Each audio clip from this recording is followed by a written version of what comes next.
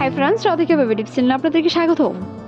এখনো অনেক মায়েরাই আছেন যারা এখনো চান নর্মাল ডেলিভারির জন্য। আর নর্মাল ডেলিভারির জন্য সবচেয়ে গুরুত্বপূর্ণ যে বিষয়টি সেটি হলো জরায়ুর মুখ খোলা।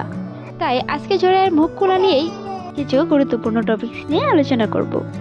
জরায়ুর মুখ খোলা একজন গর্ভবতী মায়ের জন্য স্বাভাবিক ঘটনা। গর্ভাবস্থার শেষের দিকে জরায়ুর মুখ ধীরে ধীরে খুলতে শুরু করে, আসন্ন প্রসবের প্রকৃতি হিসেবে ঘটে থাকে। কিন্তু অনেক সময় আছে যখন প্রসবের সময় ঘনিয়ে আসলেও জরায়ুর মুখ খোলা বোঝা যাচ্ছে না। তবে আপনি যদি আগে থেকেই কিছু নিয়ম মেনে চলুন তাহলে জরায়ুর মুখ খোলা নিজের কাছেই প্রস্তুতির বিষয়। তো সেই সাথে বলবো, আমাদের চ্যানেলে যদি নতুন হয়ে থাকেন আমাদের চ্যানেলটি সাবস্ক্রাইব করে পাশেই থাকুন।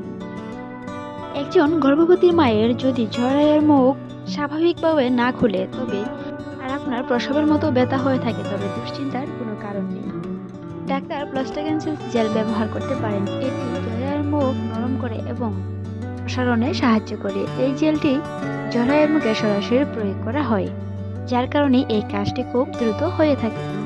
এটি সাধারণত প্রসবের ত্বরান্বিত করতে এবং জরায়ুর মুখ খোলার জন্য ব্যবহৃত হয়ে থাকে। তবে এটি কখনোই নিজে কিনে ব্যবহার করতে যাবেন না অভিজ্ঞ চিকিৎসকের পরামর্শ ছাড়া, কারণ সেটার জন্য চিকিৎসক পদ্ধতি ব্যবহার করতে হবে।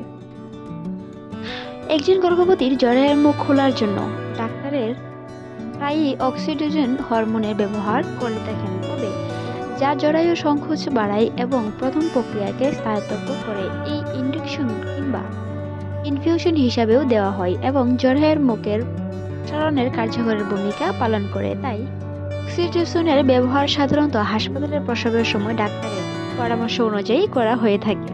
একজন গর্ভবতী সাধারণ প্রসবের মতো ব্যথা হয়ে থাকে, তবে ডাক্তারের দ্বারা ব্যবহৃত আরেকটি পদ্ধতি রয়েছে যেখানে প্যাম্পেম স্টিকিং নামে পরিচিত। এতে ডাক্তার গ্লাভস পরা হাত দিয়ে জরায়ুর মুখ খুলতে আঙুলে ঐঠিক হলের মেমব্রেন আনার জায়গা করেন, যা প্রসবের সংকোচ শুরু করতে সাহায্য করে। যদি এটি আপনার কোনো অস্বস্তিকর মনে হতে পারে, তবে জরায়ুর মুখ খোলার জন্য এটির বিশেষ কার্যকারিতা রয়েছে।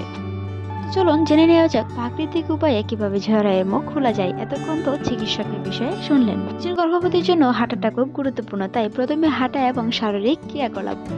হাঁটাহাঁটি গর্ভাবস্থায় জরায়ুর মুখ খোলার জন্য একটি বিশেষ এবং সহজ প্রাকৃতিক উপায়। হাঁটার জন্য শরীরের মৃদু নড়াচড়া করে শ্রেণীর পেশিগুলো প্রশাসিত হয় এবং এটি শিশুর মাথাকে নিচের দিকে চাপ দিতে থাকে, যার ফলে জরায়ুর মুখে ধীরে ধীরে খুলতে শুরু হয়।